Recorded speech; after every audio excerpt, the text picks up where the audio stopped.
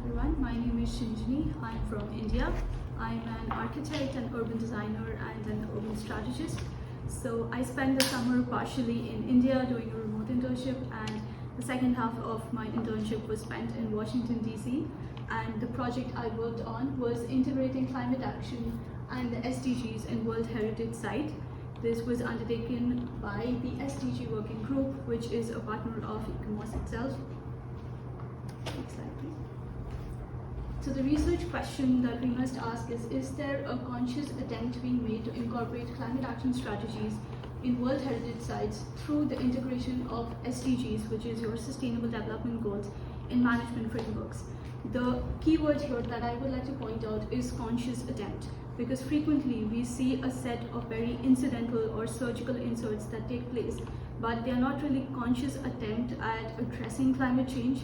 And right now, the concept of climate change has become climate crisis. So we are no longer dealing with shifting seas. We are dealing with a crisis that requires more urgent action. That is why the term conscious attempt becomes very important in my research. Moving on, Vidya. So we look at the climate action indicators that I had used to analyze my research parameters, where certain parameters are fairly common and known by all, like atmospheric moisture changes, temperature change, sea level rise, wind, desertification. We are frequently aware of heat waves affecting our cities. We are aware of increasing rainfall, and in certain parts of the world, drought-like conditions or desertification. But the two important indicators that still haven't received enough, I would say, focus are climate and biological effects and climate and pollution acting together. So these two indicators in themselves are catalysts that basically are speeding up climate change, and that again is affecting our World Heritage Site. If I were to give you an example, if let's say your World Heritage Site is situated next to a river, if you take the example of Taj Mahal, if the river gets polluted, that would result in certain insects being bred, and the insects, when they sit on the marble of the Taj Mahal, would affect the marble.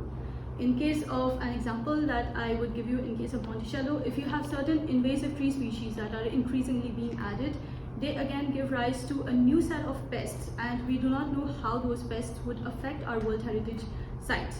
So with climate action, I would say the impacts and the results are changing frequently, and that is what has become an important aspect of my research. Moving on. So the case study one was the Taj Mahal, which I had studied in India. An important point again that I want to point out is there is a reason why I put this particular picture instead of a picture of just the Taj. Firstly, I disagree with the term Taj Mahal as a World Heritage Site, because the correct term should be Taj Precinct. You cannot see heritage monuments as a single celebratory monument. You have to understand that there are relationships of a monument with its people, with its ecological system, and these systems are frequently part of the buffer zone instead of the core heritage zone. But it's important to address them in order to holistically target climate action, because climate action is not a result of single entities or single parameters. They are a complete set of parameters that affect a monument. So the people surrounding the monument, their activities associated with the monument, and the ecological systems, the blue-green systems that are associated with the monuments become equally important in addressing climate action. Next slide, please. The second case study that I looked at was Monticello and the academical village at the University of Virginia. Monticello was Jefferson's plantation house, and it was built in two phases. Phase 1 was put on hold after Jefferson returned from Europe, and he was greatly influenced by the European architecture. And you can see that both the buildings are similar, and the European impact is extremely evident in both of them. The rotunda, the column, the frieze structure, and in the interior of the buildings there is an increased use of skylights, which was not initially seen in the American form of architecture. And another aspect that again Jefferson wanted to include in both his monuments was that he believed in knowledge and education to be an important ideal that is associated with democracy and well-educated citizenry. So keeping that in mind, he built this central green space in UVA, which was supposed to be a democratic multifunctional space where faculty, students, everybody could come together as equals, which became the founding stone of American democracy as we see now.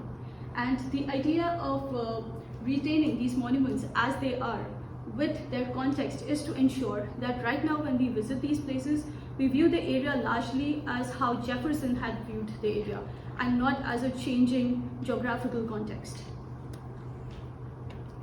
Which brings me to my methodology of the research. The methodology was broken into 3 parts. The first part was spent analyzing the management plans or similar derivatives. For example, there's a heritage management plan, there are sustainability management plans for certain sites, and then there are climate action plans.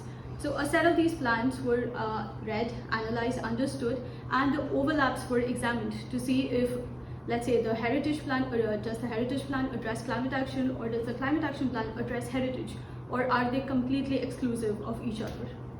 The second part spoke about taking these derivatives and mapping them against the 17 Sustainable Development Goals.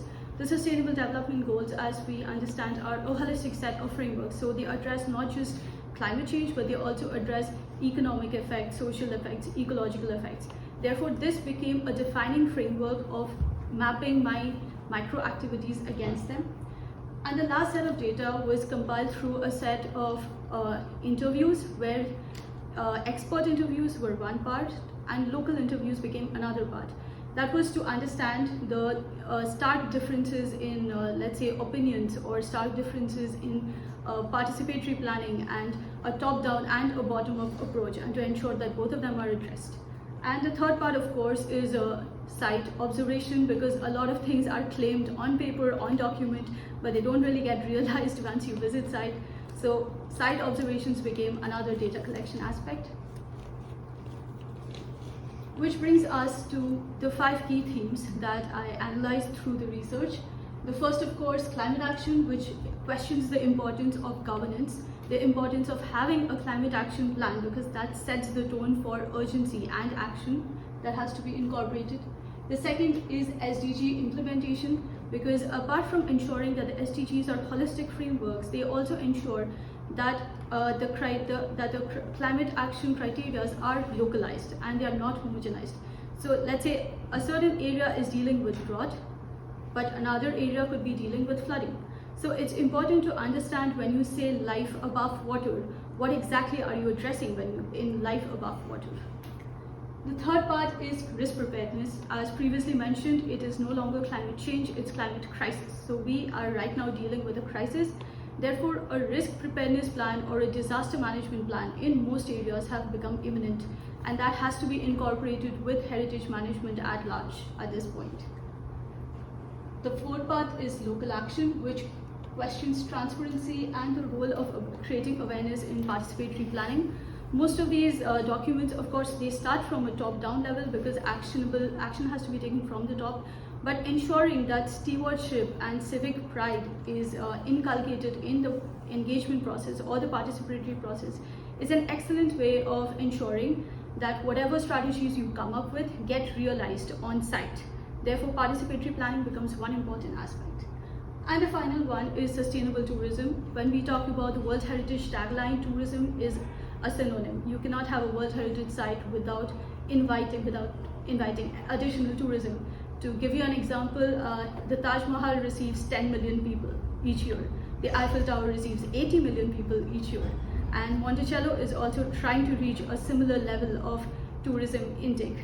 But hence, it's extremely important that with more tourism, we start more sustainable tourism practices. We come up with differential ticketing systems. We come up with other guidelines to ensure that yes, tourism is great, having more people is great, but that should not affect the outstanding universal value of our World Heritage sites. That should not, more tourism would mean more pressure on resources, so that should not affect the resources of the people, of whatever is available around. And more frequently, what we see is when there's more tourism, you have your local population competing for resources, competing for water, competing for food, competing for certain things that are not that they need for in their day-to-day activities, increasing fuel prices, etc. So this has been my work throughout the summer, and I would like to thank Lydia, my supervisor, who is here for ensuring that the research is where it is right now, and Anyasha, who's my mentor, and she's made it here. Thank you so much for guiding me throughout the summer. It's been great working with you guys.